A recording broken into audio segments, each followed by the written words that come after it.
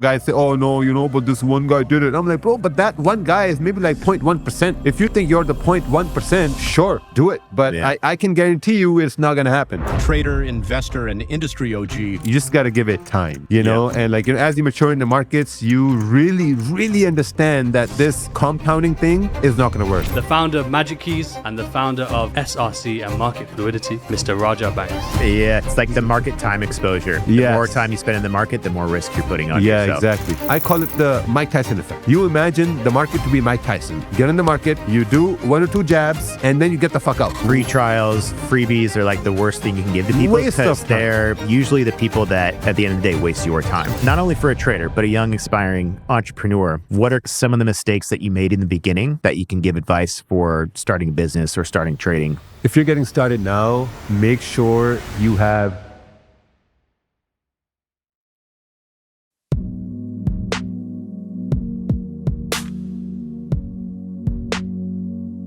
Hey guys, before we get started, I just wanted to offer you access to my exclusive Wolfpack Discord group that's now based on WAP. Basically what you're gonna get in here is something I call the Quantum Cipher Report. This allows you to steal and copy all of my trades and learn my exact trading system.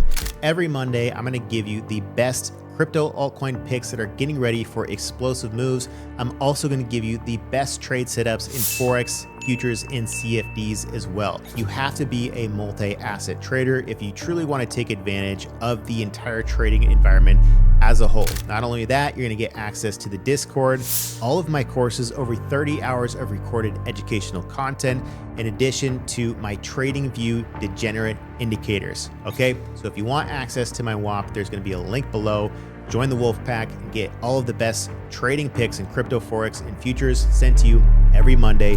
On top of that, 30 hours of educational content so you can learn my entire system, all for one low monthly price. I'll see you there. Raja, what's up, man? How's it going? Cameron, good, man. Good to be in Bali here. Yeah, for sure. I want to ask you a question because it's funny because the first thing that we kind of talked about when we were just DMing on Instagram talking about doing the podcast, you kind of floated the idea of selling all your cars. You're like thinking about potentially buying something over here. But then you messaged me last night and you're like, dude, this is fucking chaos here. Like these roads are insane. Like they're tiny little roads. Yeah. It's just ridiculous. So has that thought kind of shifted since you're now to spend a couple of days here, or what are you thinking? Yeah, no, okay, so here's the thing. The reason I said that I want to sell all my cars, I tell this to my wife too. Yeah. Like every 2-3 days I look at it, I'm like saying, hey, listen, we don't need the Ferrari, we don't need the Rolls, we don't need 5 cars. Yeah. Let's sell them, go buy like a villa, someplace secluded. Yeah. Where you're not attached to a lot of materials, right? But I think it's still there in the back of my mind. I think it's going to happen down the road. But just the timing has to be right. Yeah. Timing has to be right. Because one thing I've noticed is, so we lived in Pakistan. I go back there once a month. When we go on vacations, we go to places like Thailand. Like we went to Malaysia. We came to Bali over here. And one thing I've noticed is that people are not super... they're not focused on the material objects. Yeah. Like no one's going to wear like a nice watch, or no one's going to wear like a nice shoes or a shirt or clothes, whatever. And when you look at that, you don't want to be set apart at the same time. Yeah, yeah. Like that urge to get that luxury thing is not there. There's not the competition for it. Yeah, yes. There's no competition. Yeah. The competition is just like you wake up, you eat, you work, you go back to bed. Yeah. The very nomadic way of living. Yeah. It's much more simple. The reason why, I used to have 3-4 cars, boat, and all that stuff. And really the biggest reason why I was doing it was because it was lifestyle marketing. And that's what produced sales. And so, because that's obviously, like we had just discussed right before we started, 10 years plus ago, you saw me in Kunal from Bulls on Wall Street. Yeah. Posting all this stuff, traveling, beaches, cars, talking about the Maserati I bought. Yeah. I did that because, yes, there's that childhood dream of getting those cars. But then it starts with that. You buy one thing. Then you're like, well, shit, I kind of milked that for my social media and I got to buy another thing. So then it just kind of kept rolling into the next thing and the next thing and the next thing. And then it's kind of like, this is fucking getting exhausting and expensive. Yeah. While it was paying off, it's still kind of exhausting. Then you kind of realize you're kind of playing this character rather than like, is this really what I want? Yeah, It is, but that kind of fades off. So have you experienced that aspect of it, or what are your thoughts? Yeah, on that? I think as I've grown older now, like I got 3 kids, I'm 37 now. Yeah. I realized I'm not a car guy. Yeah. Like I bought the Ferrari because I could buy it. Yeah. I bought it. And then like another car I bought, then I bought the Rolls Royce because I got it at a really nice deal. But then I figured out I'm not really a car guy. And it's really what you say, like over time now I've realized is like, it just like, washes away. Yeah. Now those things aren't that appealing to me at all. Like sometimes I'm going to drive it and then I'm going to say, okay, I'm not. Okay. Funny thing is, so I got 5 cars, right? Yeah. 5 cars. The renewal came on the first car. I'm like, all right, cool. I drove it to the RTA in UAE, drove it there, got the renewal, then drove it back. Yeah. Yeah. Renewal, registration, stuff like that. Second car came in, I'm like, okay, no problem, did that. Then the third car came in, I'm like, okay, hold on a minute. This is not fun. Yeah. Then the fourth came, then the fifth, and I'm like, what the fuck am I doing over here? This is wild. Yeah. Like one by one. And then you got to do the insurance on all the 5 one by one and safety inspections, So I think as I'm getting older now, I'm detaching myself away from material things. Yeah. I'm focused more on, longevity in terms of what am I going to leave behind. Because if I'm going to leave behind my cars, of course, they're going to depreciate, they're going to lose money, stuff like that. But if I can take money from there, invest in like properties or buy villas or like, whatever, that's going to give me passive income. After I'm gone, my family's going to benefit from it. Yeah. And I think this whole, of course, like, when you're young, you want the fast cars, you want to show off to your friends. But as you grow older, you realize like the true meaning of life, it's not to show off to random people on the internet. Like, of course, now I have them and I'm stuck with them for now, but my values are changing a lot. Like in the beginning it was fun. Now it's all like washed away. Yeah. So just like yourself, like, you moved out here, you sold your cars, maybe because it all just washed away after a while, Yeah. Well, I think it's hard to, like, there's the adage, money doesn't buy happiness, but that's Yes. only realized people who have money and then realize, okay, that doesn't really work. You can't really tell that to someone who doesn't have money. They won't understand it. It doesn't make sense to them. They're like, shut the fuck up. You're a privileged piece of shit. Exactly. Like, you don't know what I'm going through. But it's just, I think anybody who comes into money, I think it's important to go through that phase. That's to true. go buy stuff, because one, that fulfills this childhood dream of buying those things that you were originally striving for. Just like you said, you saw me and Kunal doing all this stuff. You're like, I want that.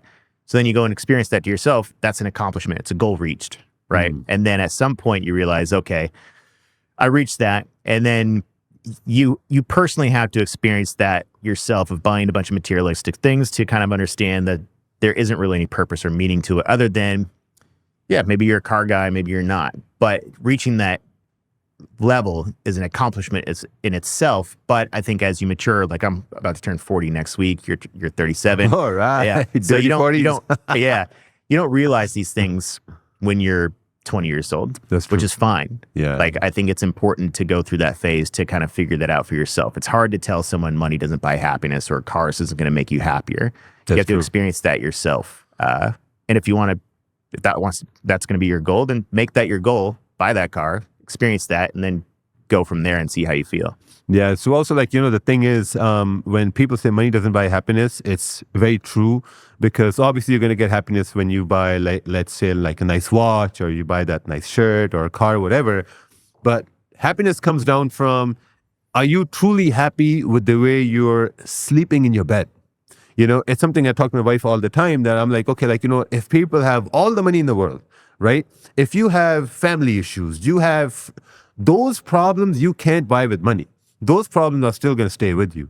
Like everyone has issues with their, like, families, their friends or whatever. And those issues are going to stay with you, right? Of course, you're going to have money to be comfortable. Your bills are going to be paid, whatever. But the main stress of life is to actually knowing, are you really comfortable spiritually living the way you're living with the people around you? Yeah. And like, at this stage of life, we have a home in Canada, we have a home in Pakistan, Dubai. So that's our main focus now, to move away from all the materials. And like, my goal is just to have different homes in different countries. So I can say, okay, like, you know what? I've now exceeded my level of happiness with cars and whatever. Now I'm moving to another stage where we're looking into more properties. Yeah. Right? Because That's where I'm at now. I have three pieces of land here, investor in a restaurant, investor in a gym. Oh, restaurant. Yeah. Oh, nice. Yeah. It's called Sunday Kitchen. It's good. Sunday Kitchen. Yeah. I haven't made any money off it. So I wouldn't say I would go back into a restaurant, but I eat for free whatever I want. So there are that's perks. difficult. Yeah. That takes a lot of balls. Yeah. Run a restaurant. Yeah. Well, it's spurred because there was this other restaurant called The Loft. And that was one of me and my girlfriend's main lunch spots. And then all of a sudden they're closing down. So I talked to the owner because we go to the same gym. I was like, dude, what's going on? Like, that's my spot. And he's like, oh man, this stuff with our business partner kind of fell through and we're not really seeing eye to eye. So we're starting our own thing. And so I was like, all right, what's that about? And then so we just started discussing. So I bought in 20%. It's a great restaurant. Like, honestly, the food is amazing compared to any restaurant here. I don't know why, just the foot traffic isn't that well. So there's not a whole lot of profit in it. Like, I've gotten one dividend, but I eat there all the fucking time for free. We'll go check it out. Yeah, Sunday Kitchen. We're it's gonna great. go check it out. Yeah. Brief interruption here, guys. Did you know that 75% of traders have accounts under $25,000? This creates a huge problem because even if you double that account in a year, which is almost impossible, you're still only making $25,000. Introducing Hydra Funding, where you can potentially get access up to $500,000 in capital. All you have to do, guys, is sign up for a challenge account, which is going to give you potentially access up to $500,000. And if you earn a 10% profit in this demo account without going into a 5% loss overall or a 4% loss in a day, you will then pass their evaluation phase and yes, get access to an account with the selected size account. And now, instead of trying to double a $10,000 account, you could potentially earn only 10% on a $100,000 account to earn the same level of profits. And the benefits of this are huge. Rather than risking your entire $10,000 on one account, you can use just $1,000 to potentially get access to $100,000 in capital. You can trade crypto, forex, stocks, CFTs, gold, oil, everything under the sun, all on MT4 and MT5. If you're interested, if you have an account under $25,000, like 75% of traders out there, you're not going to make any money with that account because it's too small. Get access to pro level funding and pro level capital with Hydra Funding. Link's going to be below. So restaurants are a tough business regardless. Yeah. Yeah. So anyways, let's go back to kind of where this all started. At 15 years old, like, what were your kind of dreams and aspirations? Was trading even a thing? Like, when I look back to when I was 15, like I wanted to be a stockbroker from a pretty early age, from watching the Wall Street movie. My best friends growing up, their dad worked for Solomon Smith Barney. He came home when I'd be at their house and his like long pea coat, like suited up, his red BMW Z3, like that just came out, and I was like, damn, this is fucking cool. Like, I want to be this guy. Yeah. And at the time, my goal was like, okay, I want to make 6 figures a year. That's like my life goal. And then... So that was when you were 15, 16 in high school. Yeah. And then you realize later that that's actually not a lot of money. And I was pretty undershooting myself for the point, like making multiple 6 figures isn't like, out of the norm now. So in a month. And so, like, when you were 15, like, what were your dreams and aspirations? Did you reach them or did you exceed them? Man, to be honest, when I was 15, I didn't have sort of like a mentor at that point, because I come from a very traditional Asian background, right? Where you're like, okay, you have to go to school, you have to graduate, go to college, go to university, get a job. That was the path that was let out for me, So during that time, like when I was like 17, 18, I wanted to be a rapper. Yeah, because a Pakistani rapper. Because did you grow up in Pakistan or where? Yeah. So we lived in Pakistan until I was 24. Yeah. So funny story. One day we were going to a field trip, and this is when I was like 13, 14, and my buddy. This is when Marshall Mathers LP came out. Yeah. We had those Discmans. Yeah. We had the Discmans. My buddy got the CD and he was like, hey man, listen to this. This guy's saying the word fuck. I'm like, what? In a song? He's like, like, wow, let me listen to this. You know, so I'm listening. I'm like, wow, this guy is so cool. What's his name? Eminem, this white guy. I'm like, oh wow, okay, this is amazing. Yeah. You know, so when I heard that, and then I started listening to like, you know, Dr. Dre, and I started listening to like, you know, all these other rappers at that time, and I'm like, man, you know what? It'll be cool to be a rapper. You know, so secretly I would write raps. Yeah. You know, I write raps, I record them in my house and whatever. And there was this one time I told my father that I wrote an album. No, like I made an album, right? Yeah. So it's like we're doing our walks after dinner at night. And he's like, hey, like, you know, what's going on, blah, blah, blah. And I'm like, hey, like, you know what? I made an album. So we're walking down and up our driveway. And he's like, oh, cool. Whose pictures did you put in the album? He thought I made a photography album. You know, whose pictures you put in the album? No, not pictures. It's songs. It's rapping. He's like, you're gonna be a musician, you know? So yeah, like, you know, like I wanted to be a rapper at that time. There wasn't the concept about money wasn't really there because, like, you know, in our culture, the discussions about money is like a taboo. Yeah. You know, like you're not supposed to talk about money. If you see someone with a big wads of cash, because my father used to come home, like he had a leather store, very big, famous stuff like that. So he would come home with big wads of cash every night. Yeah. So I think looking at that now, that kind of stayed in my mind that, okay, wads of cash is important. But at that point, I would ask, okay, like, you know, where this blah, blah, and everyone would be like, shh, no. We don't talk about money. We're not supposed to talk about money. You know, so it's like a disrespect, or it wasn't not like something you're supposed to talk disrespect. to. It's like it's a grown-up thing. Yeah. Like you're not supposed to discuss money. You're not supposed to discuss.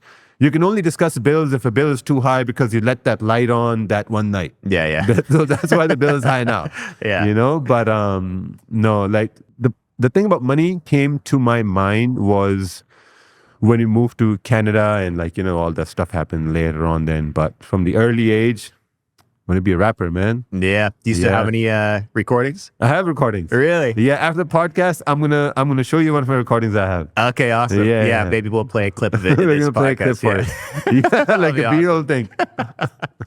What were you rapping about? What were you telling stories about your childhood? No, or like, man, just like random stuff, like I'm the best, you know, and I'm the best. No one is closest to me. 16-year-old kid, you know, in Pakistan, like no one knows him. No one's closest to me, and I can do this, I can do that. Like, shut the fuck up, you know, like you can't mess with me. Bullshit. Yeah, standard teenager shit. Standard teenager shit. Yeah. So I guess at what point was the trading itch, or like what do you see first? I remember you mentioned right before this podcast that me and Kunal were some stuff. Was that the first kind of things you saw, or how did this whole started where you got into trading? So basically the way it started was I was working on the oil rigs. This was in 2014. Yeah. I was working on oil rigs. This was in 2014. And one of our managers, he was trading stocks, you know, so he was telling us about these supposedly electric cars that are going to come in soon, and he's going to buy a bunch of those stocks. He's still holding them, by the way. He's made multi-millions now. Yeah. And I was looking at him like, bro, we're working on the oil patch. We're drilling for oil. You're talking about fucking electric cars? You know, in front of him.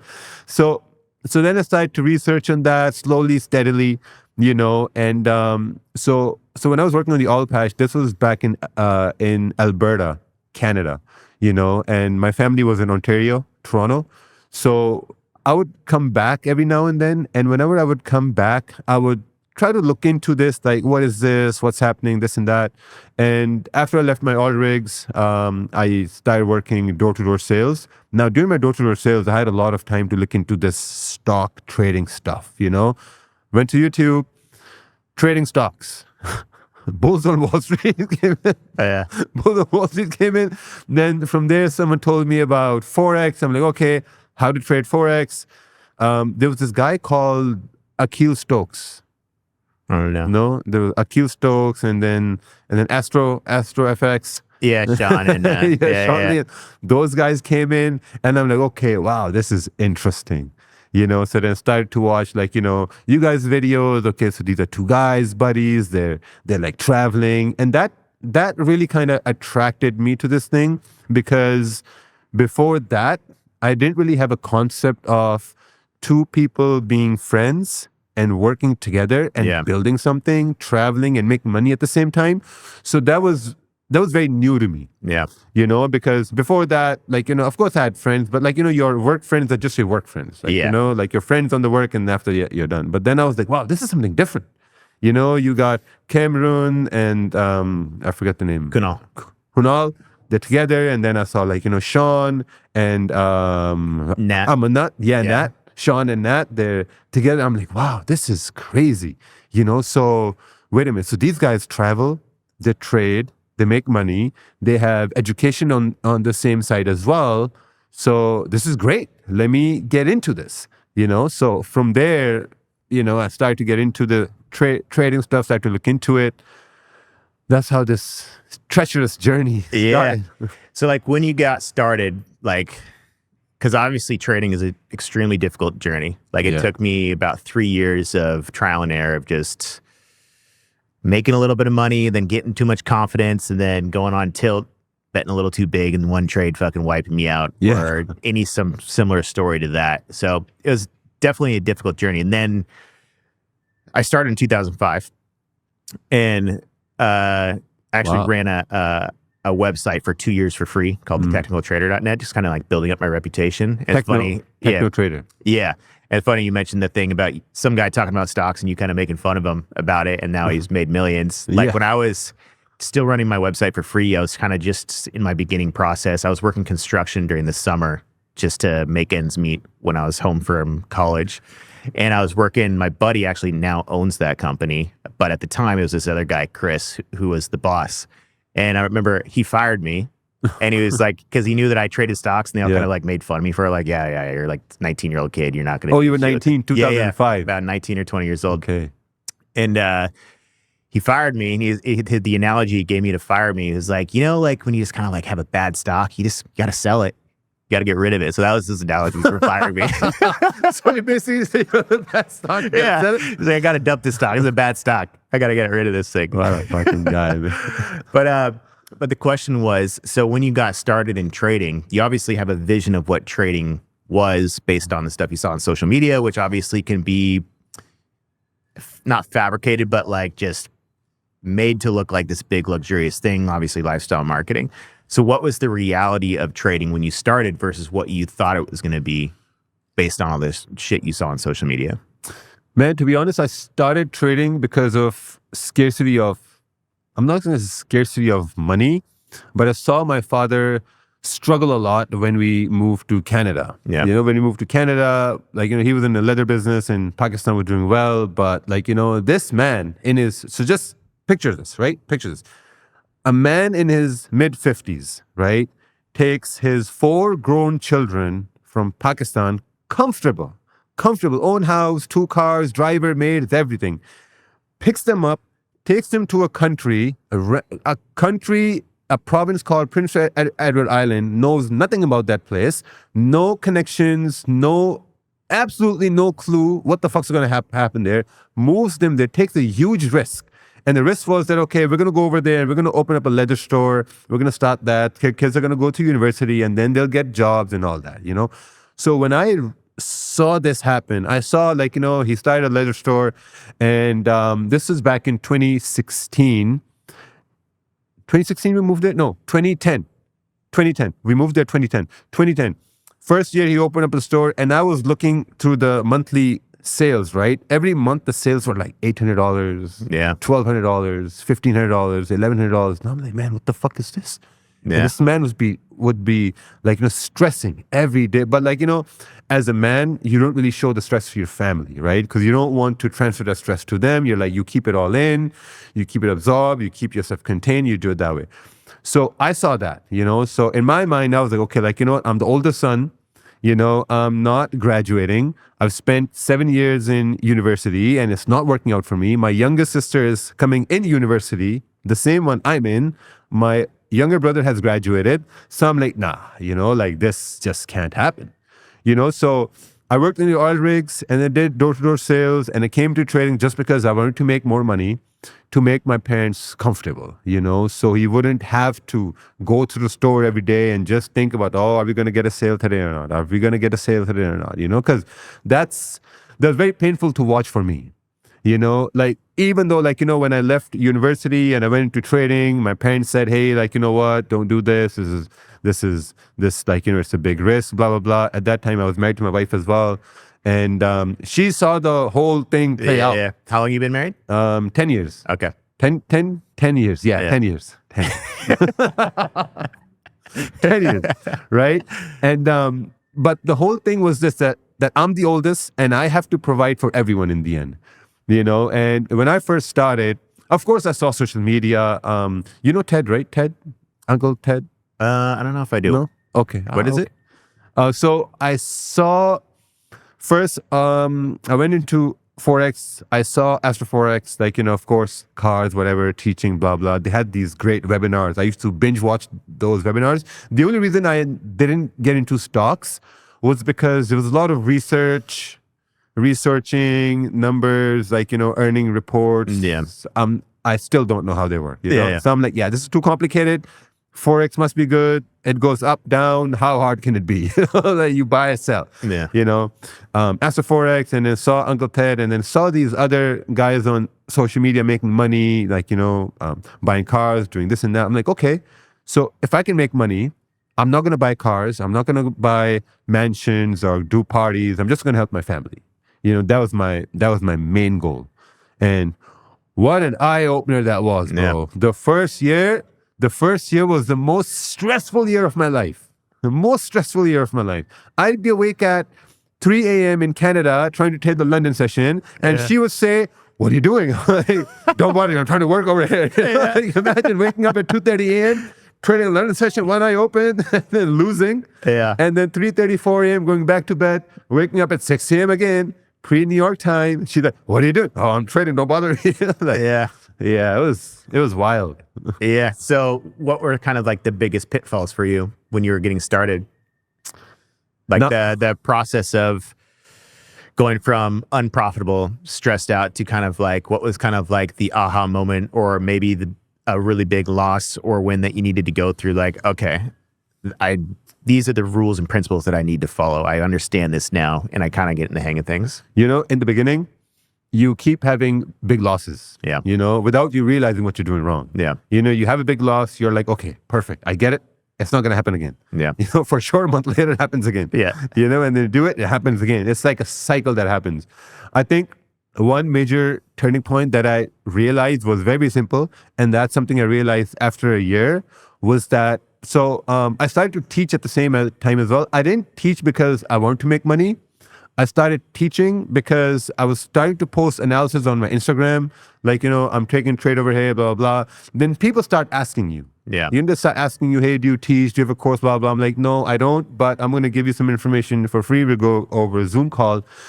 Big mistake I make was letting too many people in my private Zoom circle or whatever, and they're just fucking wasting my time. Yeah. You know, like time waster. Oh, what's it? Free trials, freebies are like the worst thing you can give to people, because they're usually the people that don't have any resources to give back to you. So they're going to, at the end of the day, waste your time. Exactly. And drain you. Yeah. So that happened. And then I'm like, okay, you know what? I made a post, then I'm going to do a webinar for everyone. The cost is going to be this much, and there's a cost associated with it because people just waste my time. But if you're going to pay for something, you're going to focus on this. Yeah. You know, so that happened. And as I started teaching in 2017, I realized, now this is something I realized subconsciously, you know, I realized that, okay, there's only two ways you're going to lose money in the markets. One, if you overtrade, or if you over risk. That's it.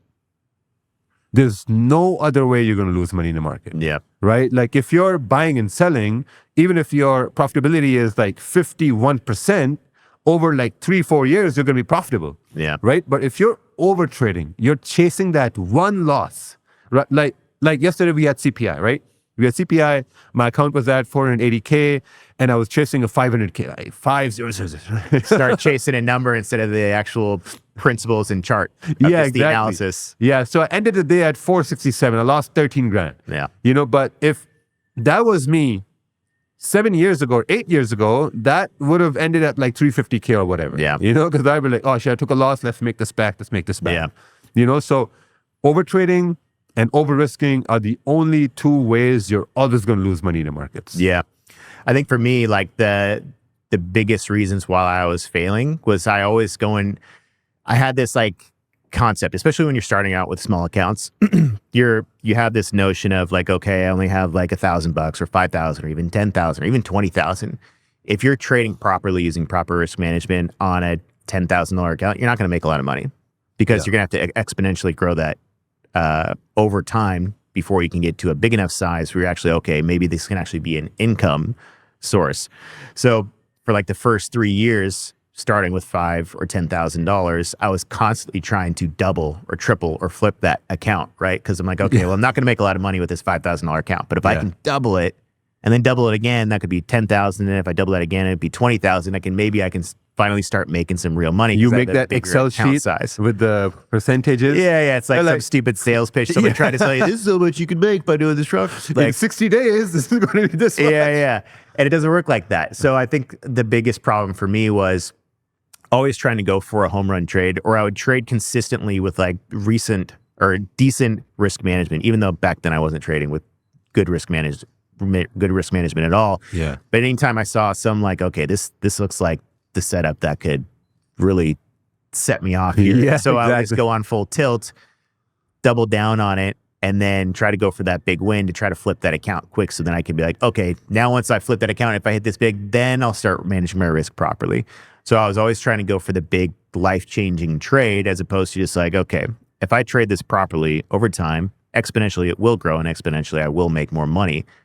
It's a slow and steady wins the race thing as opposed to making a life-changing trade. I think that's a big thing that that all these, especially forex traders, get suckered into. If you look at the forex YouTube space, it's always how I turn $100 account into 10,000 because it's all about flipping accounts, because it's the dream that everybody wants, that maybe if they only have $100, that they can turn that $100 into 10,000 real quick by flipping that account, of which anybody who's trying to do that challenge on YouTube, I know a bunch of forex guys do it on YouTube. I don't know if you've done that also. It's a good story if you do it. Yeah.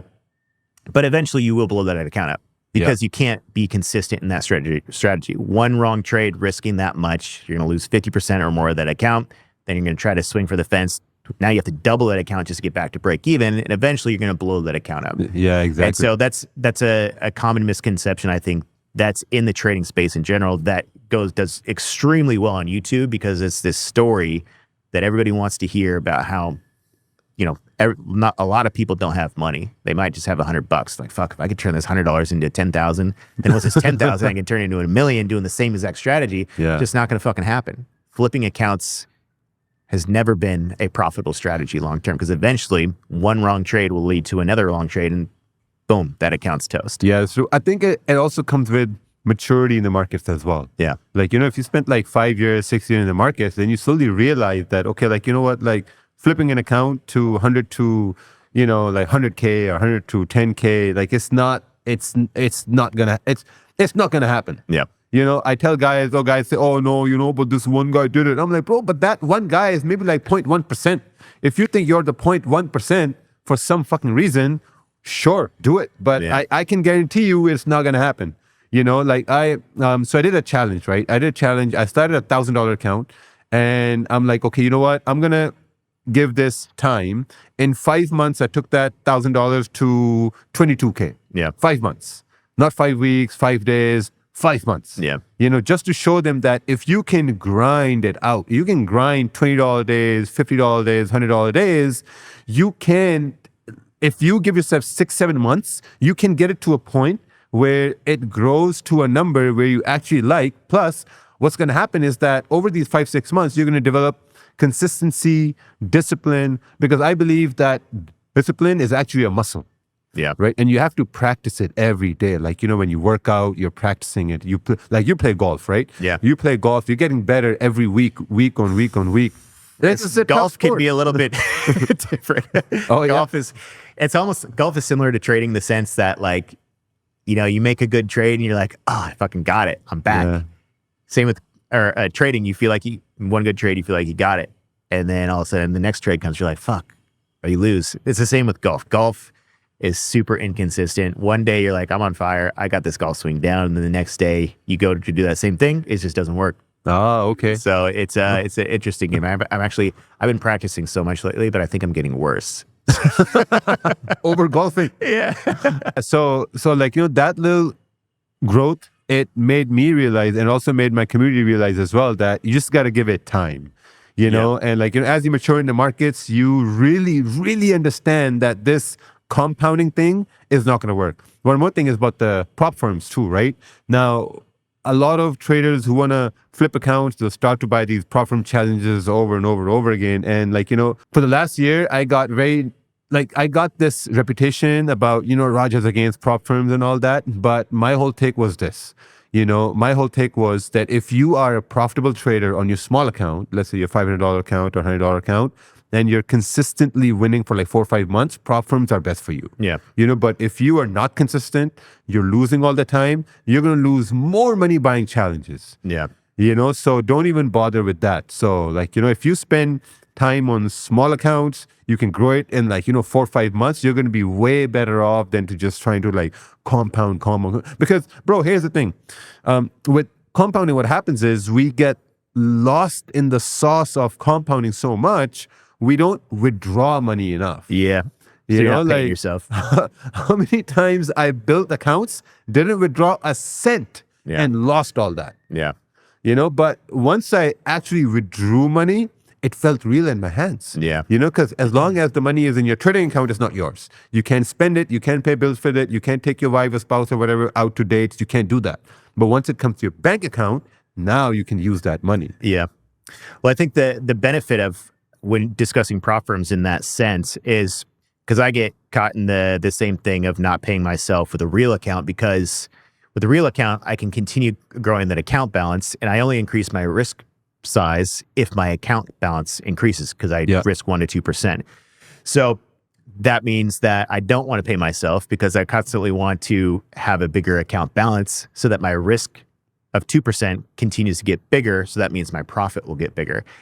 Now, the benefit with prop firms is that if you pick a 200K account, you basically just stay at 200K risk the whole time. And anytime you're in profit, you pull that out and you pay yourself. And then if you want to go bigger and bigger risk size, you don't continually just sit there with your 200K account trying to grow it. You buy a 500K account or $1 million account and you increase your risk, or 200K accounts. And so I think when it comes to prop firms, I think I would be more influenced to pay myself on a prop firm than on my actual account, because my actual account, I feel like, okay, I just want to keep growing this thing so that my account balance gets bigger, so then I can risk more to make more. So what are your thoughts on that side? It depends. If your personal account is $1,000 account, of course you want to grow it. Yeah. But if your personal account is 100K, then you're going to be okay with that. Yeah. Right? 1 to 2%. But at that point, you've reached a profit ceiling. So you can never make more unless you risk more, which then increases your odds of losing. Yeah, that's true. Yeah. That's true. So I guess like, in that way, if you have a prop firm? Yeah, Hydra. Okay. Oh, I seen them. Yeah. I seen the names. Yes, exactly. So the thing is, when someone comes to me and they ask me, hey, Raja, should I trade on a prop firm? I guess we should lay the groundwork here also that I have a prop firm and you have a real forex broker, Dominion Markets. So I guess because you're not in the prop firm space, of which I don't know why you're not. Soon to be. You should. Yeah. Soon to be. Yeah. But listen. So when people come to me and they say that, hey, Raja, what challenge should I buy? Should I buy a prop firm challenge? Yes or no? Yeah. So I tell them this, right? I'm like, okay, how much does the challenge cost? And they'll say, oh, yeah, the challenge costs like $300. I'm like, okay, fine. $300, you want to buy that challenge? Here's what you should do. If you have a trading account, which is like $500, $1,000, whatever, trade that account, make $300 or $400 on your trading account, because now you're proving to yourself that you can trade, you're consistent, you're disciplined, and you can withdraw money. Yeah. Use that money to buy the prop firm challenge. Yeah. Because now when you've bought the prop firm challenge, now you're taking your skills from a small account to a bigger account. Your likelihood of making money increases now. But if you're not profitable and if you're not disciplined, you're gonna find yourself buying challenges over and over and over again. So that's what my advice to people is, like, just prove to yourself you can grow an account, withdraw that money, so that then prop firm account comes as like, free Yeah. to you. Yeah, that makes sense. I guess from my side, the way that I see from prop firms, like for example, when I first started, I sold my car for $10,000 and I used that $10,000 to get started in trading, and I blew that 10K fucking within 6 months. 6 months. Yeah. Well, so, it's still long enough time. yeah. So, and also the problem is I wanted to bet big, right? I was going for that life-changing trade. So all of a sudden that fucking 10K is wiped out. So I guess where I think that prop firms come in at a real advantage in this situation is, rather than me putting my entire $10,000 on an account, risking that entire thing, of which I lost it fucking very quickly, I could buy a $100,000 challenge for $600-700, whatever the pricing is at any given point in time, lose that $600, go through a learning process of, okay, well, I fucked that up. Now, what did I learn from it, and how can I reset and only risk $600 instead of risking my $10,000? That's true. And also on top of that, there's forced risk management rules on prop firms. So you're forced to abide by proper risk management trading or get rich slow trading habits. Whereas if you put your money on a broker, of which I did my entire career, I'm risking the entire bag, a lot of times going on tilt and blowing up my account. So that's kind of where I think that's why prop firms are growing in popularity, because there is that learning aspect where you don't have to risk. Now, if you have a couple $100, it makes it a little bit different. But I think we both, our points are valid in that sense, because a lot of people are like, what's the catch to this prop firm? I get access to $100,000. It's like, well, the catch is you have to be a profitable trader. You have to be a profitable trader. Which is very difficult to do. Yeah, exactly. So your prop, is it more like stocks or forex CFDs? We recently, I think in the last 6-8 months, I think we removed stocks. Okay. Just due to volatility and gaps. Earnings gaps creates a big problem for risk. Yeah. Right now we have the forex CFD side, and then we're launching our crypto dedicated prop firm at the end of this month as well. So it'll be the first prop firm with both dedicated forex accounts as well as dedicated crypto accounts. There's a few other crypto ones that had popped up in the last couple of months, but we'll be the first that's offering both. So excited to launch that because my audience is mainly crypto. But I'm kind of more so also getting into the forex CFD side, because there's also such a big market for that. Obviously, on the business side, it's huge. You're fucking crushing it on that side. So I'm like, all right, I got to get a piece of this as well. No, man, that's great. That's great. So speaking of the fact that you have to be a profitable trader to use prop firms, let's talk about your strategy and what are kind of the core principles when it comes to trading. Like, how do you approach the markets? So in the beginning, of course, I was trying to trade every hour of the day, because like in the beginning, we're told Forex is open 23 hours a day, 5 days a week. You can make money at any time you want. But like, quickly you learn that's not the case. So, of course, like you see it on Instagram, but like, once you get mature in the markets, you understand that, okay, it's not the case. So my whole thing was this, that I'm not going to let the market dictate when I should trade. I'm going to dictate myself when I'm available to trade. Yeah. It's a very big difference, because a lot of guys, what to do is they'll try to trade while they're doing groceries with their wives, or they're at their dates, or they're at parties, or I was just at dinner with my girlfriend, I think like Friday night or something. And it's this couple, they look Korean, like good looking couple, good looking guy, good looking girl. They don't speak the entire fucking time. And I can't see what he's looking at. And me and my girlfriend are kind of talking about him. And he's sitting there with his Binance chart open the whole fucking way. dinner. Yeah. Binance chart. Yeah. No, that's crazy. Yeah. Like, so then I realized, like, it's not going to work. So my whole strategy was that, okay, what time of the day do I have free? Like, in Canada, the time of day I had free was before 9 a.m., which was pre-New York Open. So I traded at that time. When I moved to Pakistan, it was like, pre-London Open, because the timings match perfectly. Generally now, I'm only trading mostly, I think 60 to 70% of the trading is done from pre-London to London Open. Yeah. Because that's where most of the volume is. It's clean volume. There's no interference with the New York session, because you've traded Forex? Yep. Okay. So in New York, trading gold is a little bit hanky, like, you know, Yeah. because you got the London and New York mix up. Then sometimes, like, you know, the New York has news events, so that influences gold a little bit. So London is clean.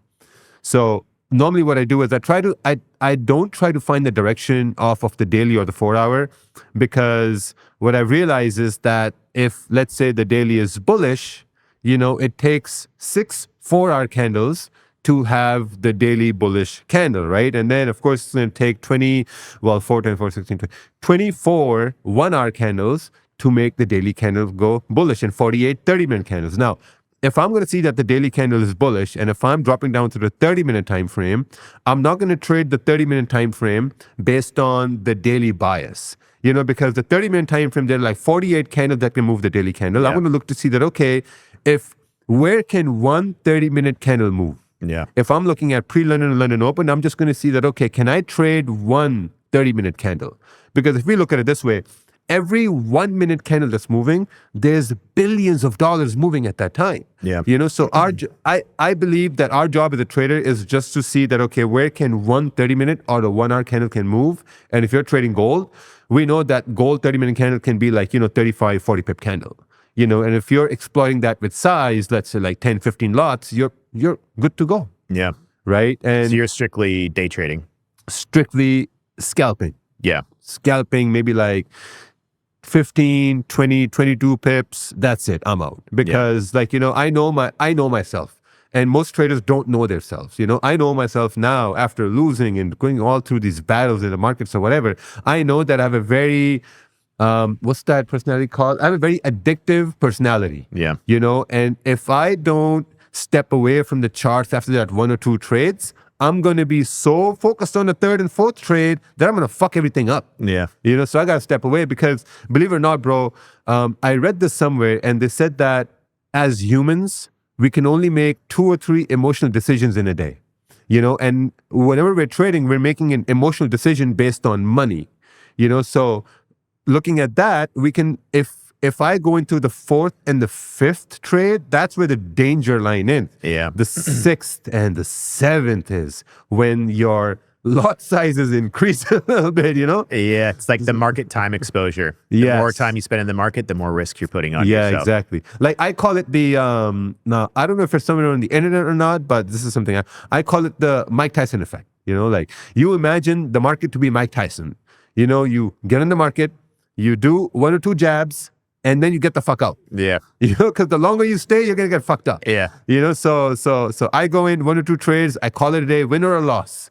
I call it a day, and then I come back the next day. Yeah. So London time, how many hours are you spending per day? Pre-London, London Open, maybe like 2 hours a day. Yeah. To maximum 2.5 hours a day. Usually I try to get in my first trade around Eastern time is going to be like maybe 2 a.m.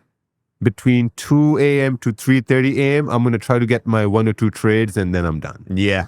And what kind of strategies are you implementing? Like ICT, SMC, supply and demand? Or what's your, what do you think about ICT and SMC and all this shit? Because it's such a big thing in the Forex space on YouTube, at least. Yeah. See, ICT was big back in 2016, 2017, 2018. Yeah.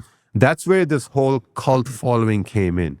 Because, like, you know, when you were a new trader, well, when I came new in the game, I saw this ICT and there was another guy called Akil Stokes, right? Akil Stokes was a strict education-based content creator, right? He didn't do any, like, you know, cars, cash, you know, shit like that. No. So his method was that, okay, we have a candle over here. It's closing below support. You know, if we break below these areas, this one candle can move down. Easy concept. Okay, I'm only guessing one candle based on probabilities. Then there was this ICT stuff, fucking 50 videos, 8 hours long, watching and watching Super and watching. in-depth. Like, I've bro, gone through it. I felt like it was difficult for me to like absorb just because I felt like he was kind of, I just didn't like his teaching style, I guess. Like I watched his like early webinars from years ago, whatever Yes. it was. And I was just like, Yeah.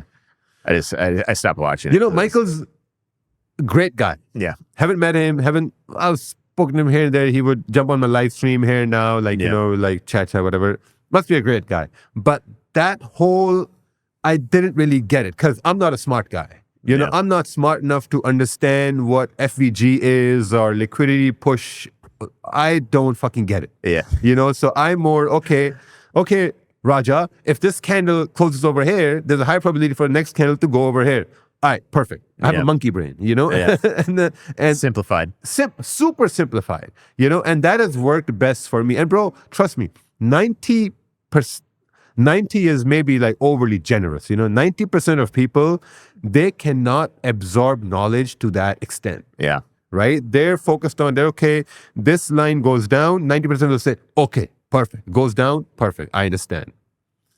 So me, it was just like, if price is ranging, if we close one candle below a support or above resistance, there's a high probability for the next one to continue in that way. And I'm like, okay, I'm just going to trade just that one way. Yeah. What about risk parameters? Do you have like a set risk per trade? Or if you see something really good, do you have a dynamic risk that you put on? You're like, okay, this is that setup that I'm always looking for that I know has a higher probability.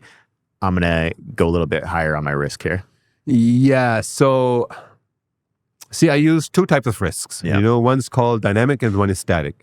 Dynamic risk is like, you may know this, like, you know, when you see some confirmation, you know, and price starts to retrace and you start to load up on positions knowing that, okay, I'm going to start loading up. It's going to start to go down. What I do is if I'm going to go in with like a 2% risk, I'm going to cut that 2% into 4 parts. Yeah. You know, like, you know, 0.5, 0.5, 0.5.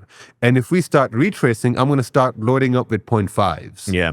In the beginning, I would start loading up with 2%, 2%, Yeah. you know, had no idea about risk management back then. But now more mature, you know, like, so I do like 0.5, 0.5, 0.5. It starts to go in my favor. Awesome. Full 2% in works great. Yeah. But sometimes if I'm not that confident in a setup, instead of using dynamic risk, I'm just going to wait for that. Like, you know, sometimes you wait for that extra confirmation for price to give you. You're like, okay, now I'm going to enter it with just one position. So that's what I do. So 1%, 2%, win or loss, call it a day. Yeah. But the good thing about losses is, which not a lot of guys do, they don't go over those losses, you know, because you can learn so much from your loss. Yeah. Maybe you entered It's where you too learn late. everything. Yeah, exactly. You entered too late, you entered too early, or you could have closed before. Like, okay, when you're taking a trade, right? Do you get this intuition that, yeah, it's going to hit my stop loss? Sometimes. I saw a quote the other day. I think it was from maybe Trader Dante. It said something. He's like, before I enter any trade, I have to ask myself, do I think it's a high probability? Like, will I be surprised if my stop loss is hit on this? Yeah, okay. Or not? Like, if I say no, I won't be surprised my stop loss will be hit, then I won't take the trade. So it's just kind of like, because you take some trades, like for me, there's definitely trades that I take that I'm like, I don't know if I should do this, but it's looking all right. Or there's just those trades that come along and you're like, oh, this is fucking it. Yes. This is the one that I'm looking for. Like, Exactly. there's just your confidence high because you're like, this is exactly what I'm looking for. Boom, let's get in the trade. That's true. Might still become a loss, but it's that exact setup that you're just like, that's it. That's what I'm looking for. It's here. Yeah. So I have confidence in getting in that. And that's typically, I try to only get in those trades, but obviously there's this always constant pull to be trading, especially when you're running a group like we both do, where people are expecting you to trade. So I think there's a little bit more pressure to put on the show. Yes, that's true. Man, that comes with live stream sometimes, you know? Sometimes it comes with live stream. Got to put on a show. Yeah. Like yesterday I put on a show with the CPI. Yeah. You know, it was just wild. So trading gold, I took a sell.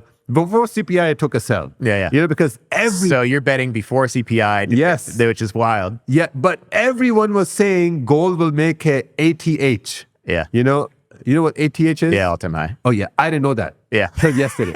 Everyone was saying gold's going to make ATH. I'm like, the fuck they're talking about? Altcoins?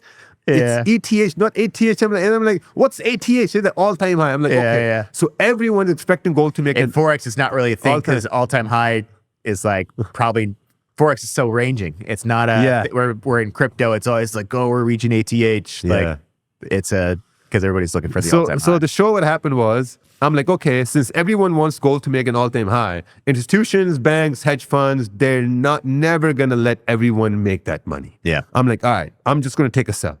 So 30 minutes before the news, I take a sell. I'm like, all right, we're in a sell. It's gonna dump down, and then I'm thinking, okay, well, it could also go up. You know, so I place a buy stop, like maybe like 50 pips away, 50, 60 pips away, the 30-minute candle. Yeah. Fucking what happened was price retraces, spread activates the buy stop, Yeah. comes back down, starts down again. I'm like, man, like, yeah, this is not good. So I closed everything, Yeah. 13K gone, put on the show. I'm like, fuck it. You know, what can you do now? Yeah, that's just part of trading, especially when you're trading CPI. Yeah, exactly. A lot of times in CPI, it might spike in the direction initially where it's not going to go and fake everyone out and then dump, or vice versa. Yeah, so CPI exactly. can be a very difficult. I don't trade CPIs. I'll swing through it sometimes if I'm in a swing, but like to try to like predict it, it's for the show, I think, mostly. And if you hit it good, it's going to be a highly profitable trade because there's so much volatility. Yeah, exactly. It can go viral. Yeah. Right? Go viral. Oh, this guy traded. Wow, look at this. Amazing. You know?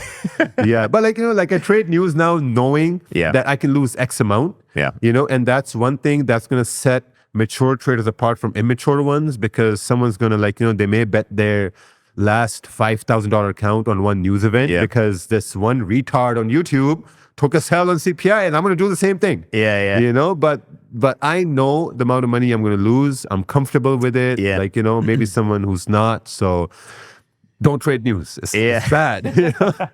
Yeah, but unfortunately, that's what gets clicks and views on YouTube is these stories of, oh, I'm going to bet big on this big news event. If I hit big, that's going to be like, oh, look what I just did. I turned this small amount into a big amount in such a short amount of time. You can too. Just buy my course by risking all this bullshit. So yeah, it's kind of a shady marketing tactic, but it is what it is. That's just, you either play the marketing game or you don't, right? So it's part of the game. Let's get into kind of like you had talked about discipline and the muscle of working at it. What is kind of, do you have any sort of routine, or what do you do to kind of like handle your mental state stability in trading? Because obviously trading can be extremely stressful. It's one of the most stressful things that I do. So I do a lot of stuff. What do you do? Man, honestly, I think meditation for me is working out. Yeah, that's it. Yeah, like, you know, there are guys. Jacked, bro. Look at those guns. What's that? You're looking pretty jacked. Yeah, got some guns. Getting lean over here now too. But like a lot of guys say, you know, you got to do these hours long meditation, and you got to go read these books, and you go do that, you go do that. I mean, that's all fine. Yeah. You know, like in the beginning when I first started, I would be in drawdown, so I would go pray. You know, I'd go pray, you know, meditate. Okay, drawdown comes out. Sure as hell, fucking drawdown goes even deeper. You know, I don't think God is helping. Poor decision making when it comes to trading. Yeah, exactly. God's not going to help you make. Yeah, exactly. He's going to help you make like good risk management techniques. You know, so yeah, like I think having a good routine, other than like, you know, like, okay, me working out is my number one priority. You know, I know if I can keep my body in check, I'm gonna keep what I eat in check as well. And ultimately, that's gonna move into my trading as well, where I'm gonna automatically keep that in check as well. Yeah, you know, it's just bound to happen. You know, because you cannot be not disciplined in all other areas and expect to be disciplined in trading. It's not going to work that way. Yeah. You know, so I found it very, very important that I need to be disciplined in every area of my life, like say my family, my business, my workout, my eating habits, so that my trading also gets disciplined. And like, you know, now normally I'm more focused in my business than trading. So that's helping as well. Yeah. You know, less because stress involved on I need to make a good trade, or I need to absolutely, bro. Because what I've seen is now we get people from all over the backgrounds who come into our mentorship groups and all that, right? And what I've noticed that people who do well are the ones who have good corporate jobs. Yeah. They do really well. Stability, exactly. Like, you know, guys say, oh, don't get jobs, blah, blah, blah. I'm saying, listen, if you have a good job, you're going to do really well in trading, because you're getting money coming in. You know, it's not like you're going to, like, you know, skip university to do trading. No, fuck, don't do that. That's like the worst decision you can make. You know, so it's very important to have stability for your trading to actually work. Yeah.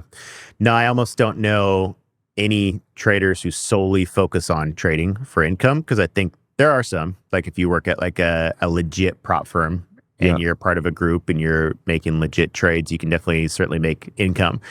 But there's so much more stress involved with that, because if you're not profitable, you're kind of fucked for the month, and you got bills to pay. And the moment that you have a losing month or a losing week or losing 6 months, now you're even more stressed out, and it makes it that much more difficult to have that mental discipline to not have excessive risk that increases your odds of blowing up. So I think it's super important that you either have a nest egg that you can live off of comfortably, or you have an alternative income source that can, no matter what you're doing with your trading, you still pay the bills. You can still live your life normally without having to stress it out. There's always the term of never use money you can't afford to lose. Trading professionally and relying solely on that, literally that statement says you can't be a trader, because if you can't afford to lose. Exactly. So it's a very difficult process to become a profitable trader if you don't have stability on the back end, and as well as discipline. If you're not living your life in a disciplined manner, you're going to be sloppy in your trading as well. That's just at the end of the day how it's going to be. Like trading would work for you if you are single and you have very few responsibilities. 100%. Like there's a good chance it can work for you. But if you got responsibilities, you got kids, you got family, you got parents to take care of, man, forget trading. I was just going to ask, how has that affected your relationships with your wife or kids or anything? Has it had negative impact, or how have you been managing that whole side of just from the stress of trading side? Has that bled into, because I know for me personally, there's definitely days where you have a bad trading day that easily bleeds into your business. It makes it, if I'm having like a losing streak in trading, it definitely affects my business, because then I'm less motivated to get on fucking YouTube or get on camera and talk about shit. Be all jolly and happy, right?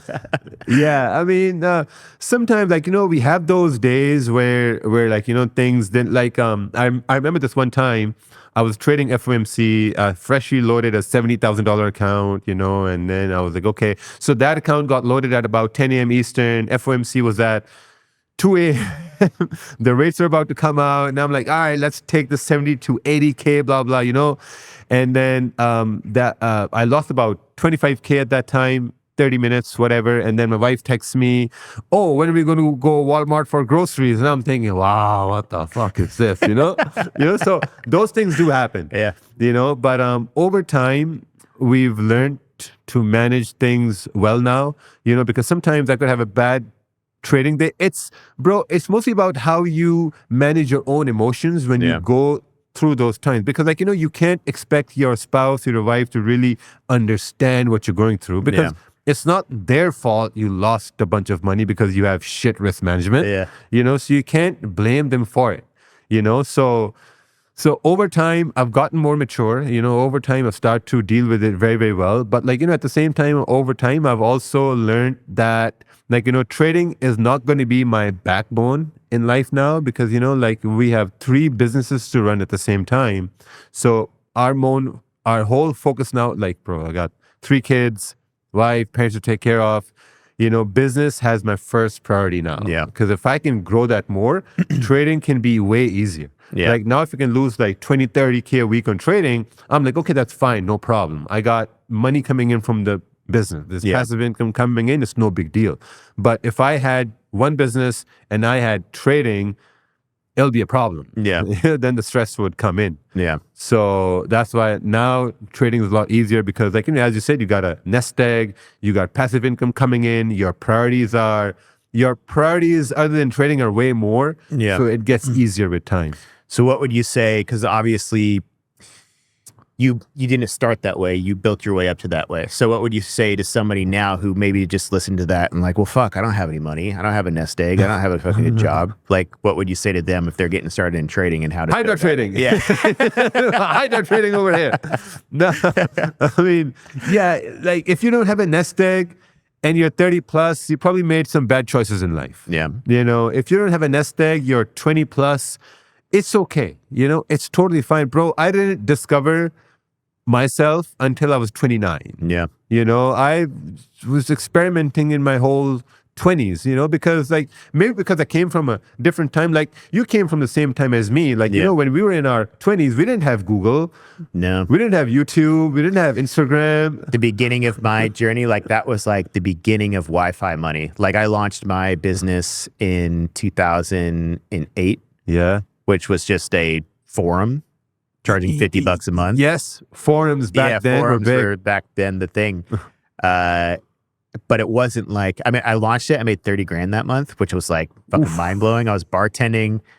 I was supposed to finish up my last year of college. And I was just like, okay, I just made 30 grand. This is fucking insane. Like, what the fuck? So I just dropped out of school. So how were you researching on the internet back in 2006, 2007? It was still a lot of Yahoo Finance, or there's a website called Seeking Alpha that people wrote articles. I was the youngest authorized contributor at the time at Seeking Alpha back in when I was like 20 years old.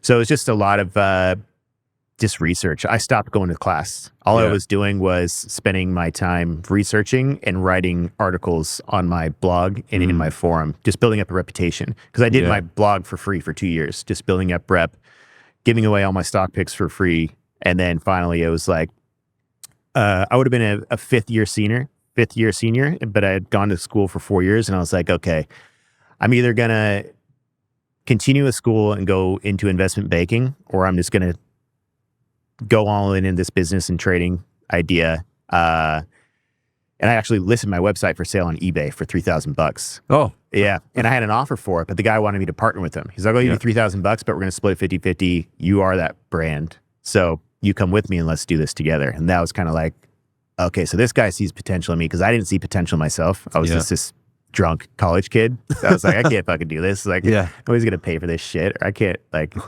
and so then I didn't sell it, and then everything just kind of blew up from there. But yeah, it was just, there wasn't the aspect of social media. There was no distractions like that. Yeah. At this time, Facebook was only for college kids. So there wasn't like the idea of me posting a bunch of stuff on social media for all this distribution of marketing. It was just writing a blog and hoping people found it somehow. Yeah.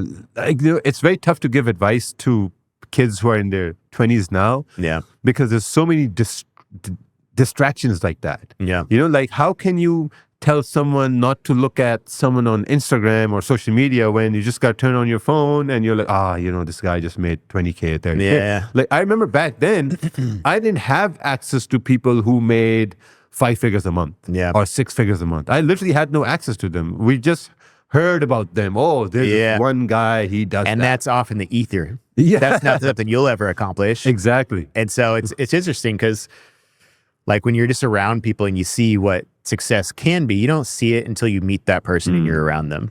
That's but true. whoever you're surrounding yourself with and you see what their level of income, it's much harder to believe that you can achieve something outside of that circle. That's true. So once you start networking, part of the reason why I'm doing this podcast is to network with people who are crushing it, right? And so like I was having a conversation with somebody. There's this kid, 24, 25 years old, you know, and he's just constantly tears down successful guys. And I'm like, buddy, listen, when I was your age, I didn't have access to millionaires. Yeah. You know, I didn't have access to guys who were making 5 figures a month. If I did have access to them, I'd be picking their brains out. Like, how'd you do this? How'd you do that? Like, you guys are so fortunate now to have access to people who are literally making 6 figures a month. Yeah. Multiple ones. Like, you know, consistently, some making 7 figures a month consistently. You have access to them through social media. You can DM them, ask them whatever you can.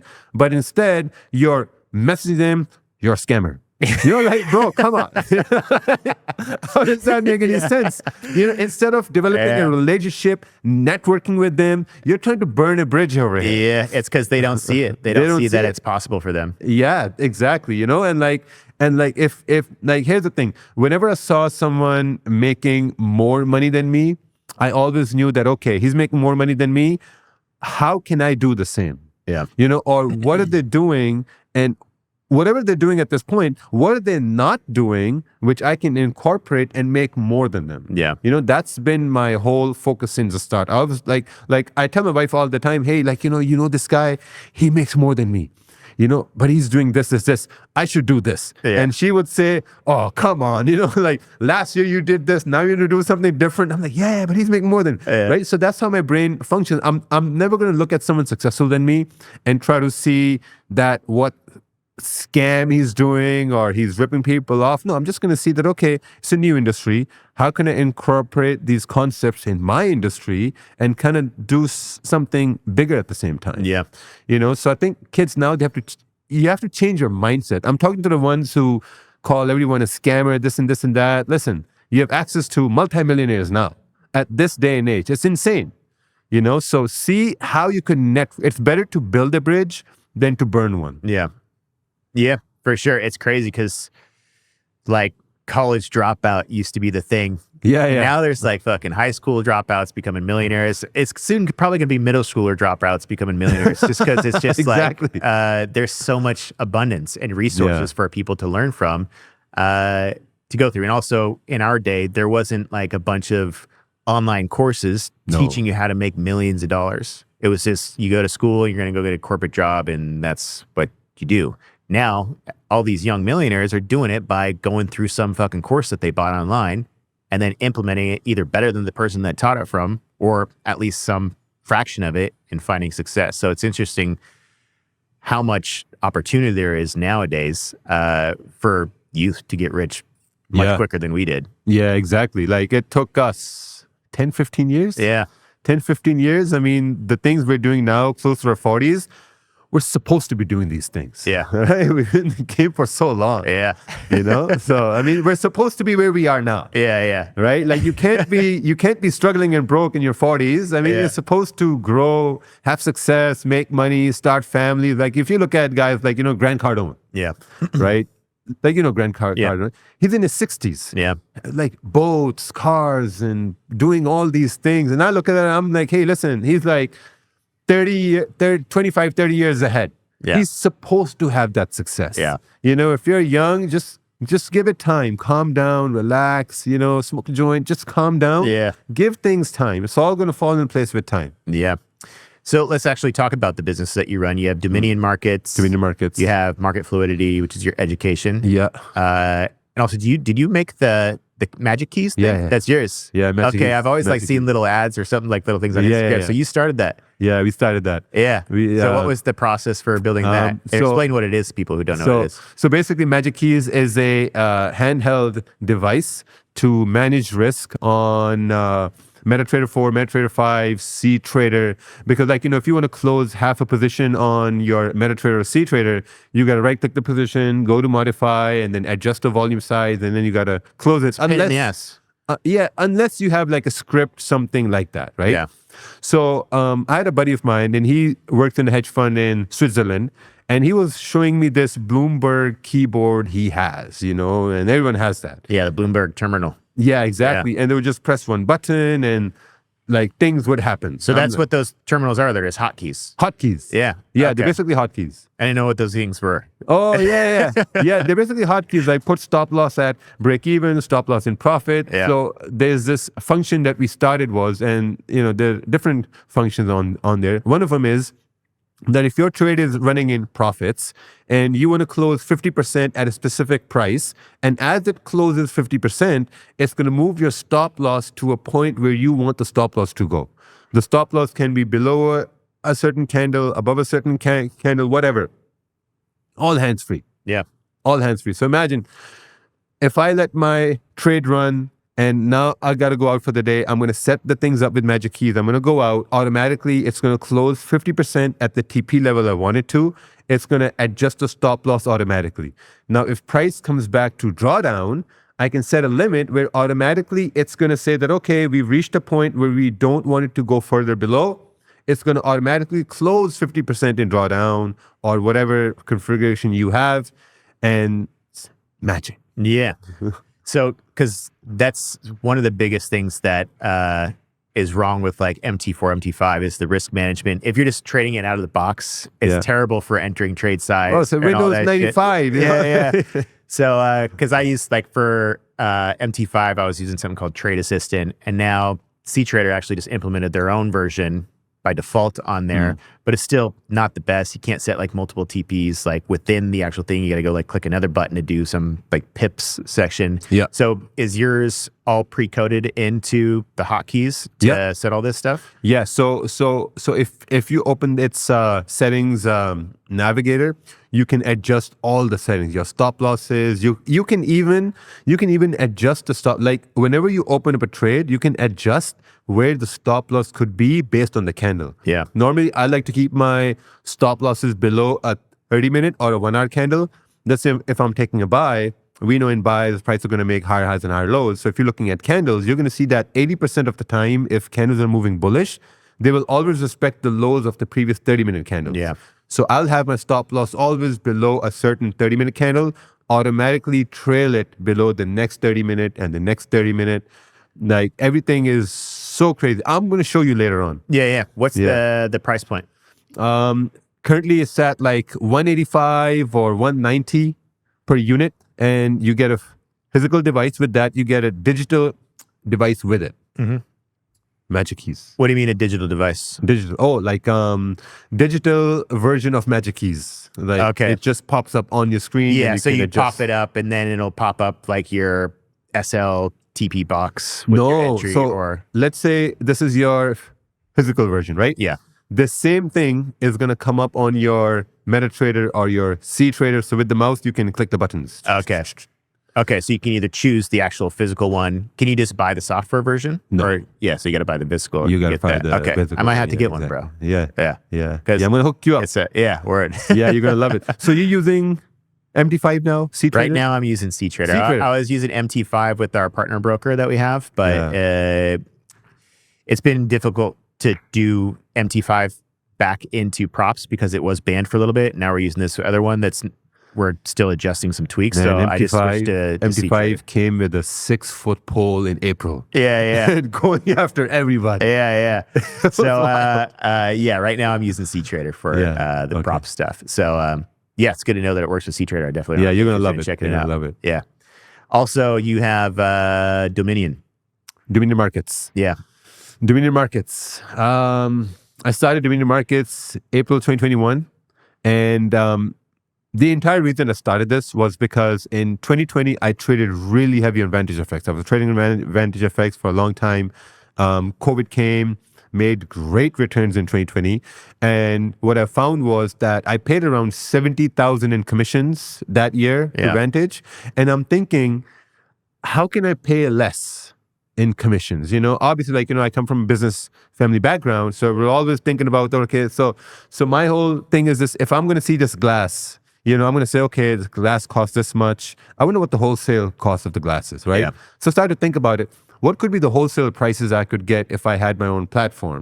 Started researching into that. And I'm like, okay, if I have my own platform, if I'm paying $7 per lot, I can save $5 on every lot if I have my own platform. So that led me to start my own brokerage, where I can save money on my own while I'm trading. Because if I'm paying $70K, in that way, I'm going to be saving $50,000. I'm like, okay, great idea. But I'm not going to say unfortunately, but fortunately, this is why social media is important. For everyone who says you're not good on social media, it's very important. I had a following, and they saw me trading on Dominion Markets. Yeah. And then everyone started to come on to Dominion Markets, and it started a big it just started a business of its own. Yeah. Because I was streaming on YouTube, I was active on Instagram. That's those two platforms I was very active on. And when people saw me trading on, when someone comes to your live stream, they say, "Oh, what broker are you trading on?" Yeah. Dominion Everybody wants to Markets. know where what you're trading on, what platform do you use? Yeah. Can we use this in India? Can we use this over here? Sure, you can. Come on, jump on. Yeah. So that's how the business basically blew up from day one. What about demographics? Where's your biggest customer base?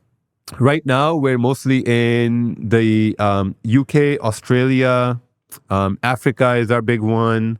The GCC areas like Saudi Arabia, Qatar, we have a big base there. India is coming up now slowly. Yeah. We were big in Canada, but CFTC came after us. Yeah. Well, they didn't come after us. They sent us an email inquiring what this is. Yeah. So, you know, when a regulatory authority sends you an email, it's a problem. Yeah, They're not yeah. being friendly. Yeah. You know, so our second email was like, oh, we're sorry. We're going to pull out. So we pulled out. again. Yeah, we left them alone. Yeah, North America is not friendly in the forex space. Yeah, it's a no-go zone. Yeah. So most of us from India, UK, Africa, GCC, Arab countries, they're blowing up. We're trying to get into the East Asia side, which is also huge when it comes towards trading. You got a lot of IBs over there as well.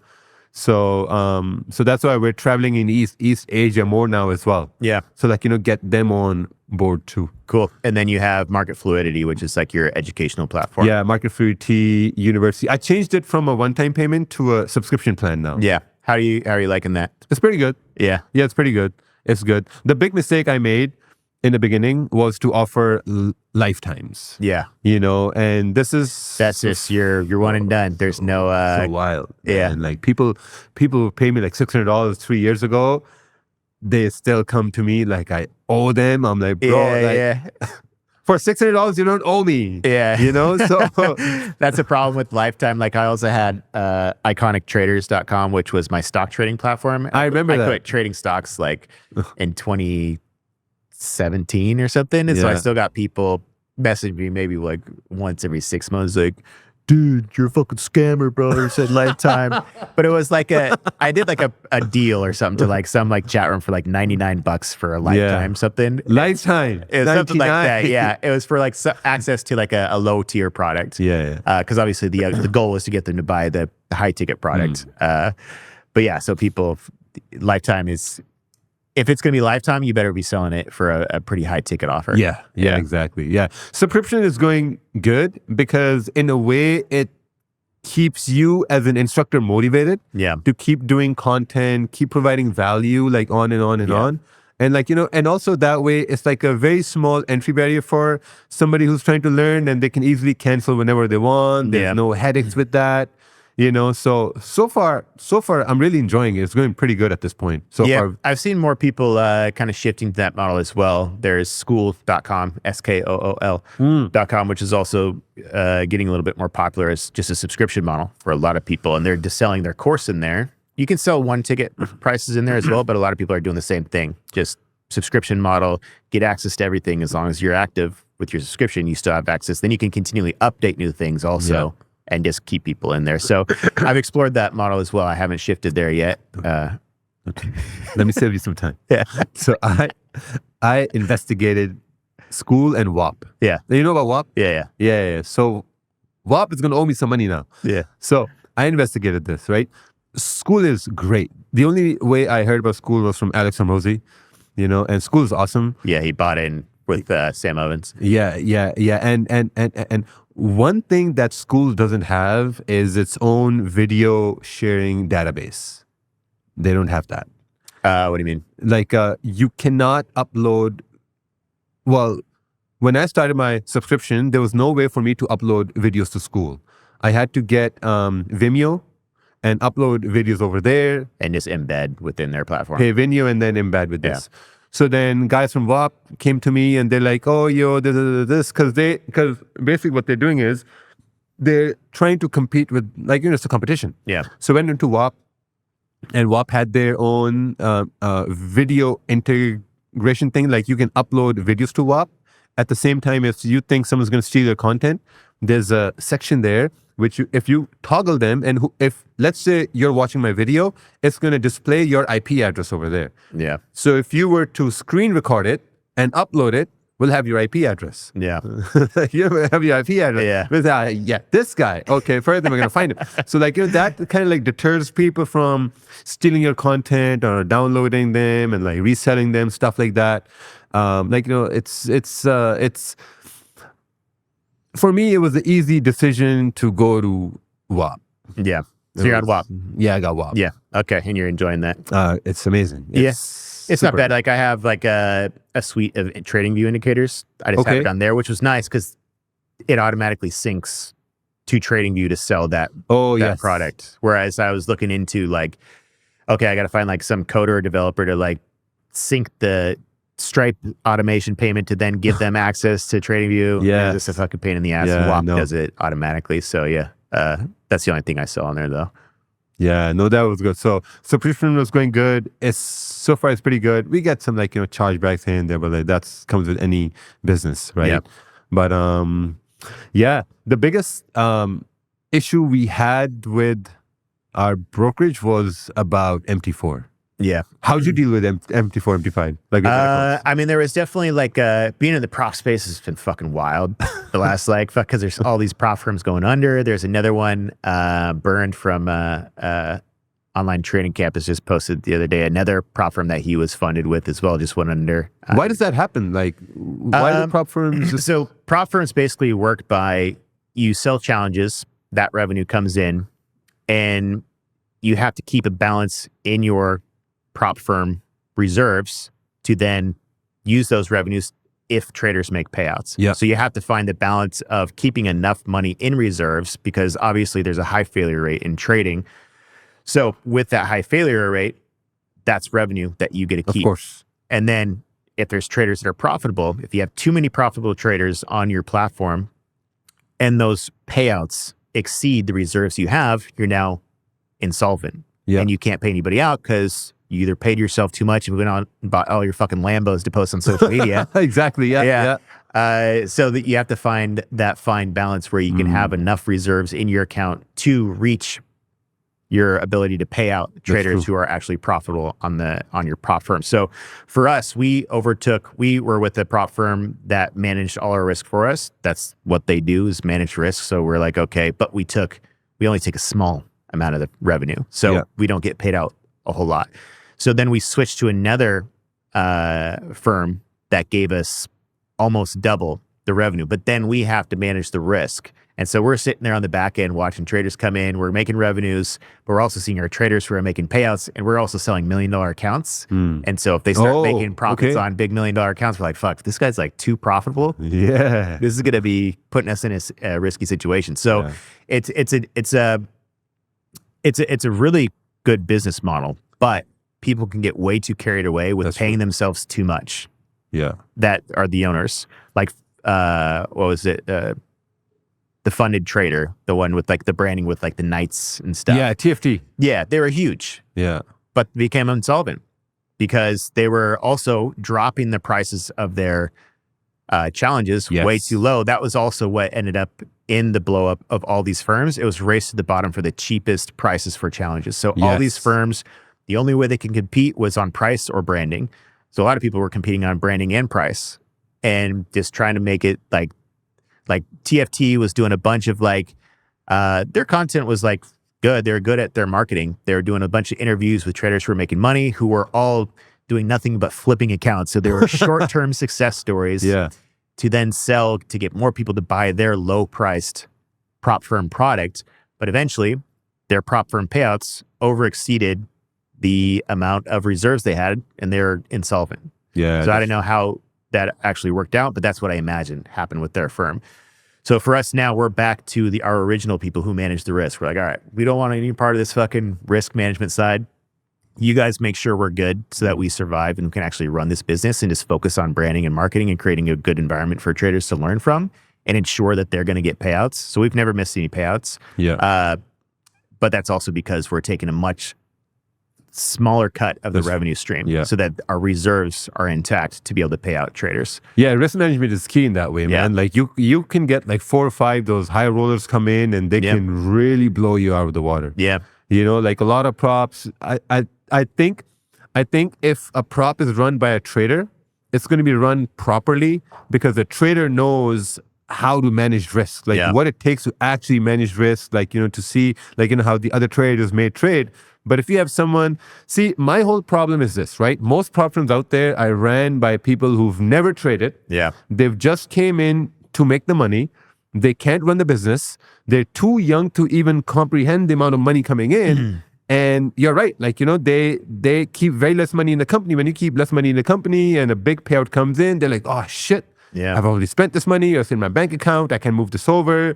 And then they're like, all right, boom, prop firm rug pull. Yeah. You know? And so I think what happened in the prop firm space is a good thing for sure because everyone was starting a fucking prop firm. And it was just like, we were just like sitting there watching like, oh God.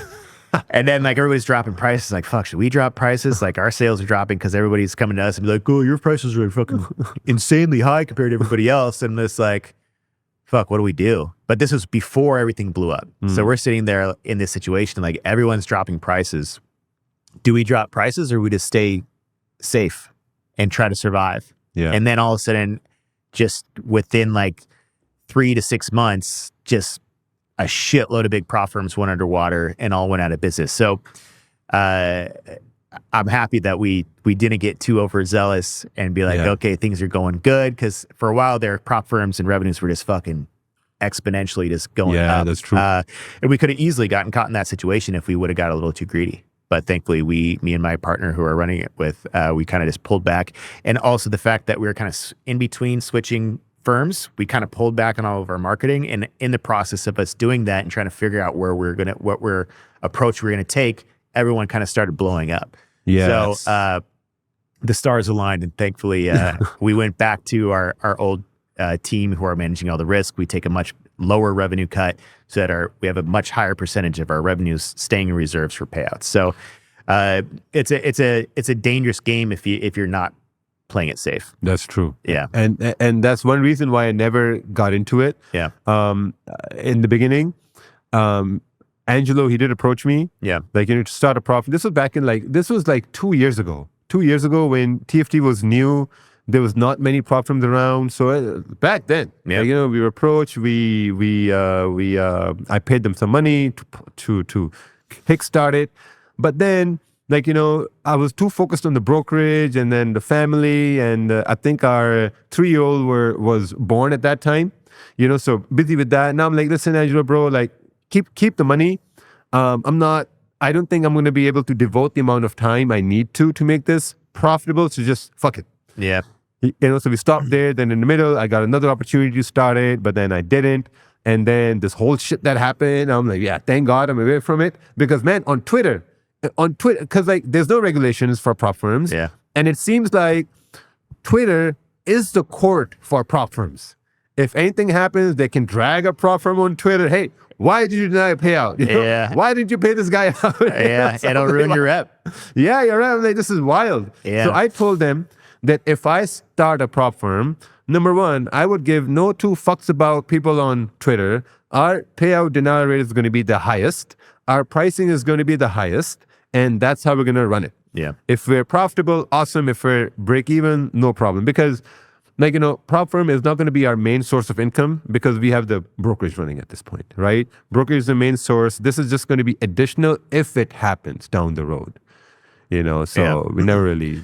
Yeah, we actually had a meeting with Angelo as well when we were initially switching from our original guys who were giving us the small cut of revenue, but managing the risk, and which was the safe route. And we saw everybody else making way more money than us. We're like, all right, let's see what everybody else is doing. It's enticing. So then, so then we set up a call with Angelo to potentially move to his, because he had his own tech side of things, whose skilled funded traders went under as well. And I don't know exactly how it all went down, but since the funded trader went down, so did skilled funded traders, because they were under the same tech and under the same umbrella of risk. So thank God we weren't part of the fucking the team thing that was, joined TFT. The SFT, they had no control over the money that came in. Yeah. So I think that's the reason, because all the risk was managed under one umbrella. Exactly. And since TFT went under, by default, SFT did as well. And all those poor guys at SFT, they took the whole blame for everyone. Like, you guys took our money, you guys scammed us. I'm like, bro, they didn't have access to money at all. Yeah. These guys, they had all the access to money, and then they're off of social media now. Yeah. They got their whole entire done. restaurant. It may be bad to say, but the beauty about the internet is, in a month, you're forgotten. Yeah. Like, no one talks about it. Yeah. Unless you got that one or two loyal haters. Yeah. That will remember things you said 5 years ago. Yeah, for sure.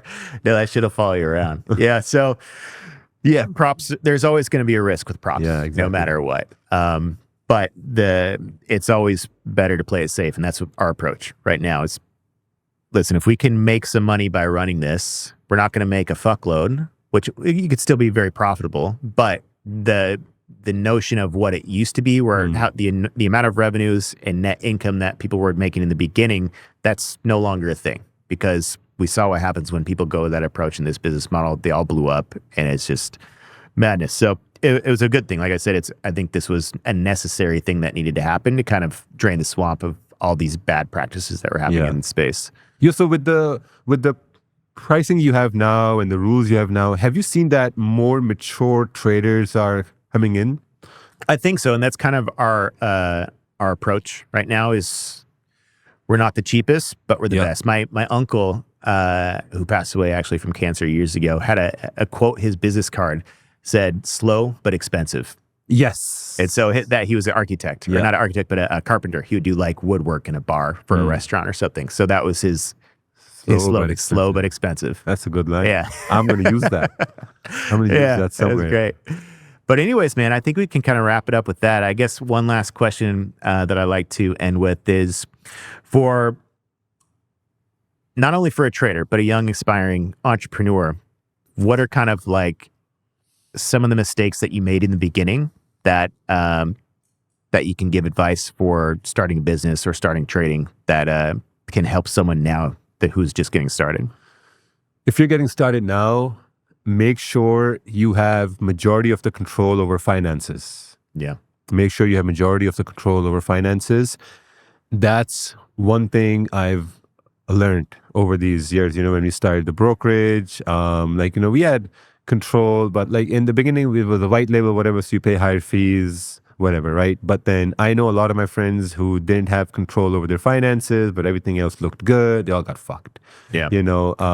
If you are entering into the entrepreneurial space, give it time. If you have to give it time. If you don't have to be slow but expensive, you can be slow and cheap. But if you're just slow, you're going to grow more, you're going to learn more, you're going to figure things out slower, but they will be there for a very, very long time. Because when you start a business, you don't start a business to make money. You start a business to serve your audience. If you start a business with the mindset of serving people, you're going to do very, very well.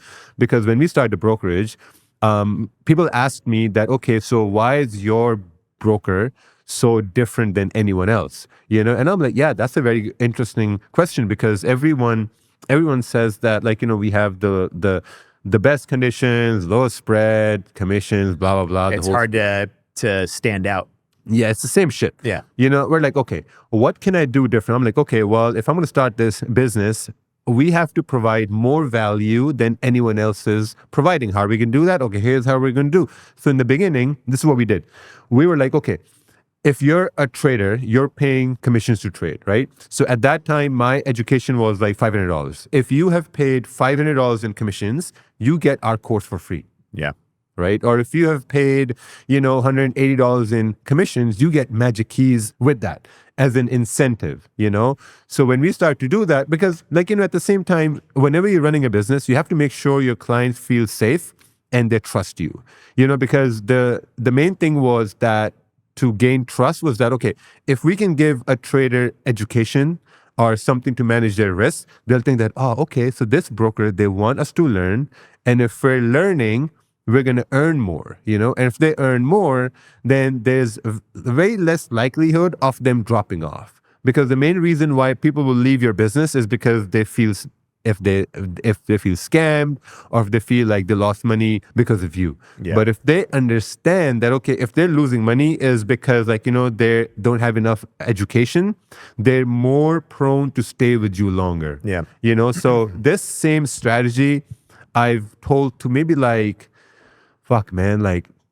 prop firm owners, hey, just offer education. I sometimes they could say, oh, it's counterintuitive to the business, but if someone trusts you more, they will tell other people, and your business will eventually it's going to grow. So that's how the brokerage grew a lot, because we gained trust of the people. Yeah. So that's actually a really good idea. I might have to implement that into my Yeah, even with we threw out magic key deals with guys, and they say, oh no, it doesn't go with us. I'm like, man, you guys are just stupid. You got to think of it from a consumer's perspective. How are you going to sell more product?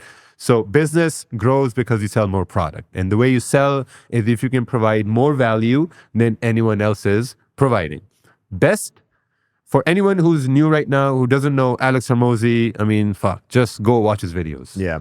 I mean, every value-added idea I've had it by watching his videos. Yeah. Awesome. Raja Banks, pleasure to have you on, Cameron, brother. thank you, man. Appreciate it. Yeah, for sure. Yeah. That's a wrap.